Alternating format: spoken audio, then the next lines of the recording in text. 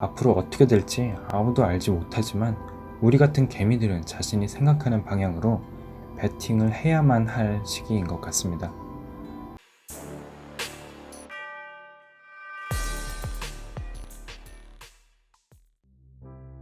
안녕하세요. 흑우스토리입니다. 저번 시간에 달러의 역사부터 달러가 어떻게 강력한 힘을 갖게 되었는지 음모론 관점에서 한번 살펴보았는데요. 음모론 관점에서 보자면 설명이 되지 않는 부분들이 조금 많습니다. 따라서 이번 시간에는 음모론이 아닌 현재 학계에서 달러가 어떻게 강력한 힘을 얻게 되었는지 분석한 것을 알아보고 그 달러의 힘으로 진행하는 양적 완화, 양적 완화는 무엇이고 지금 연준이 시행하는 무제한 양적 완화의 끝은 어디일지 한번 생각해보는 시간을 가져보겠습니다. 먼저 앞선 달러가 강력한 힘을 가지게 된 과정으로 석유와 달러를 연동시킨 일명 페트로달러 전략의 시행으로 금태환 이후 잃어가던 달러의 힘을 되찾게 되었다고 이야기했는데요. 이렇게 석유와 달러가 연동되어 있다면 설명할 수 없는 부분들이 생깁니다. 만약 석유라는 기초자산에 달러가 기반하였다면 석유가 폭락했을 때 달러와의 가치가 내려가야 했지만 그렇지 않죠. 이전에 금에 기반하여 화폐를 만들어냈던 것을 보았던 사람들이 금태환 폐지 이후 달러의 가치를 보증할 기초자산을 찾게 되었고 그 기초자산으로 석유를 생각하게 된 것입니다. 화폐라는 것이 어떤 현물에 근거를 해야 한다는 논리는 굉장히 설득력이 있으며 금태환이 사라진 이후의 석유는 그 대체제가 되기에 안성맞춤이었기 때문이죠. 하지만 현재 학계에서 생각하는 현재 화폐의 기초자산은 그 화폐를 발행하는 국가 총생산입니다.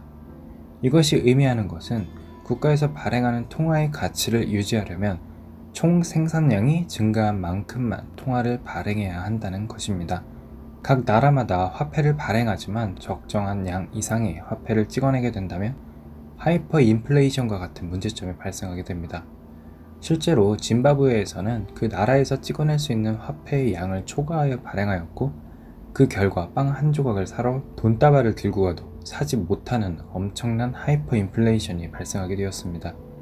뿐만 아니라 화폐를 마구 찍어내게 된다면 그 화폐에 대한 신용도도 추락하게 되는데요. 어떤 나라에 돈을 빌려주었는데 갚을 때가 되니 화폐를 마구 찍어내어 돌려준다면 그 화폐를 믿을 수 있을까요? 처음엔 빌려주었더라도 그 다음부터는 빌려주지 않겠죠.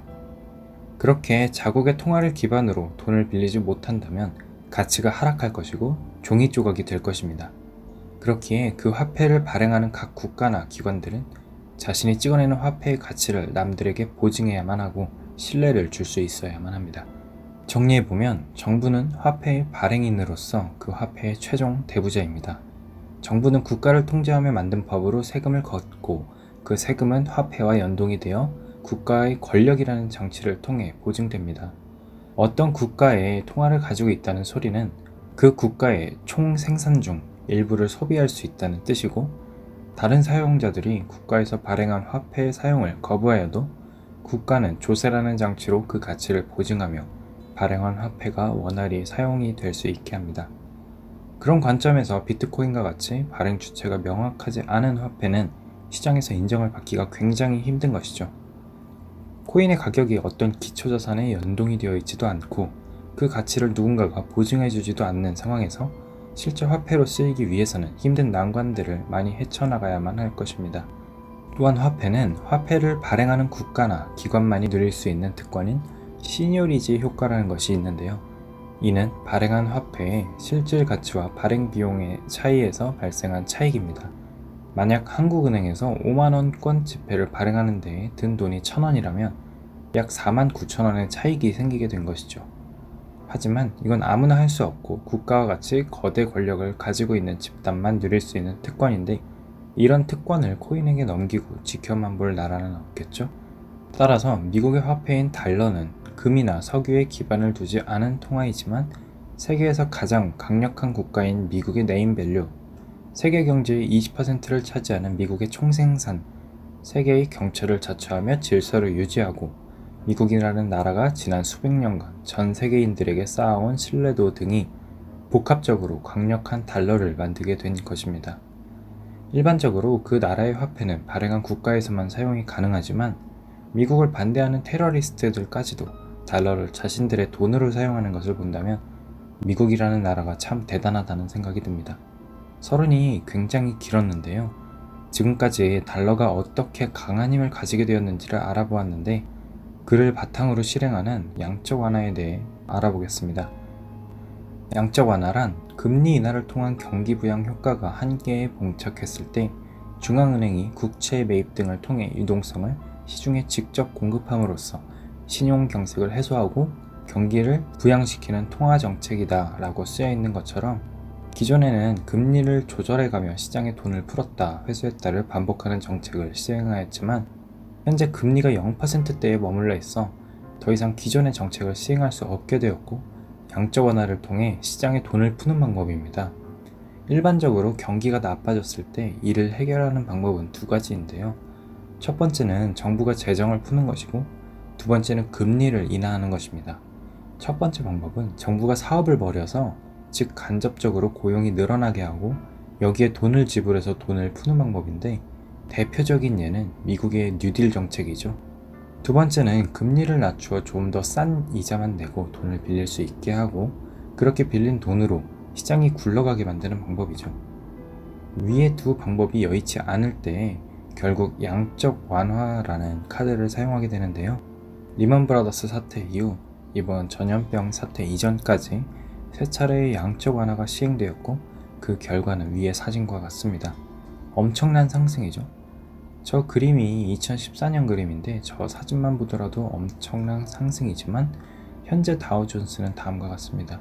미쳤죠? 진짜 앞선 그림의 다우존스가 16,000이었는데 이번 사태가 발생하기 이전 28,000까지 찍었으니 70% 이상이 더 올랐었네요. 양적 완화라는 것 자체가 전 연준 의장이었던 벤 버냉키가 했던 말처럼 하늘에서 돈을 뿌렸으니 시중에는 엄청난 유동성이 공급이 되었고 그 유동성은 곧 자산 가격이 오르는 결과를 가져오게 되었습니다. 굳이 양적 완화가 아니더라도 화폐는 계속 찍어내니 가치는 점점 하락하겠지만 양적 완화는 그 속도를 더 가속화시켰는데요. 이 그림은 달러의 가치를 나타내는 그래프인데 지속적으로 하락하는 것을 볼 수 있죠. 다우존스의 자산 가치가 실제로 높아진 것도 영향을 미치겠지만 달러와의 가치가 점점 낮아져 같은 주식을 살 때 더 많은 돈을 지불하고 구매하여 오른 것도 상당한 영향을 미쳤을 것 같네요. 그렇다면 여기서 양적 완화를 할 때의 영향을 살펴볼 수 있습니다. 달러가 풀리니 달러의 가치는 하락하고 그 달러가 자산으로 흘러들어가 집값이나 원자재, 물가 등이 상승하는 효과를 내게 됩니다. 또한 달러의 가치가 낮아졌으니 미국 내에서 생산하는 제품의 가격이 낮아지고 수출 경쟁력이 강화되게 됩니다. 반대로 우리의 원화 가치는 상승하여 수출에 불리한 환경에 놓이게 되겠죠. 하지만 미국이 돈을 풀었는데 그 자금이 미국에서만 도는 것이 아닌 전 세계로 퍼지기에 우리나라의 자산의 가격도 오른 것입니다. 지난 수년간 집값의 폭등은 바로 양적 완화로 인해 생긴 효과 중 하나라고 볼 수 있습니다. 표를 보면 양적 완화를 하는 국가의 입장에선 나쁠 것이 전혀 없죠. 자국의 수출 경쟁력을 강화하고 자기가 가진 자산의 가격이 올라가니까요. 하지만 다른 나라에게는 재앙과 다름없는 현상이 발생하게 되죠. 따라서 양적 완화를 흔히 미국의 빚을 다른 나라에게 전가하는 정책이라고 욕을 먹습니다만 기축통화라는 것을 사용하는 나라의 특권이라 해야 할지 정말 부럽습니다. 그런데 여기서 한 가지 의문이 드는 것이 있습니다. 앞서 달러에 대해 설명을 할 때 발행하는 국가의 총 생산에 기반하여 그것을 넘지 않게 찍어내야 한다고 이야기했었는데 양적 완화를 통해 화폐를 엄청나게 찍어냈고 심지어 이제는 그 양을 정하지 않고 무제한으로 돈을 찍어내겠다고 선언했습니다. 이렇게 되면 앞서 말한 짐바브웨처럼 돼야 하는 것이 아닌가 하는 생각이 드는데 돈을 무한정 찍어도 된다는 새로운 이론이 나오게 되었습니다. 바로 현대 통화 이론인데요. 기존의 화폐가 세수를 기반으로 정부가 그 가치를 보증하여 발행을 하였으나 이제는 세수도 필요 없고 돈을 무한정 찍어내도 된다는 이론입니다. 아직 이 이론이 옳다 그르다 라는 논쟁은 많지만 일반 개미 입장에서 본다면 과연 저렇게 해도 되나 우려가 듭니다. 결국 종합해보면 국가에서 경기가 좋지 않을 때 여러 가지 수단을 사용할 수 있는데 기존에는 뉴딜 정책과 같은 것이나 금리 인하로 대응을 하여 위기를 벗어났으나 위기 때마다 금리를 인하하여 더 낮출 금리가 없으니 양적 완화라는 정책을 시행했다고 볼 수 있습니다. 그래프에서 볼 수 있듯이 경기가 좋을 때는 금리를 서서히 높여가며 경제 위기 때 금리를 낮추며 대응하려고 하는 모습을 볼 수 있습니다. 하지만 1980년대 이후 미국의 기준 금리의 고점은 점점 낮아졌고 2008년 리만 브러더스 사태 때 금리 0%와 더불어 양적 완화 정책을 시행하게 됐던 거죠.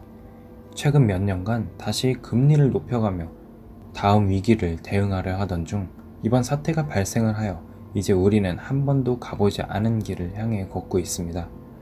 이 사진은 GDP 인덱스와 주가 지수를 비교한 것이고 그 차이가 커질 때마다 버블이 터져 원래 가격으로 돌아온 것을 보여주는데요.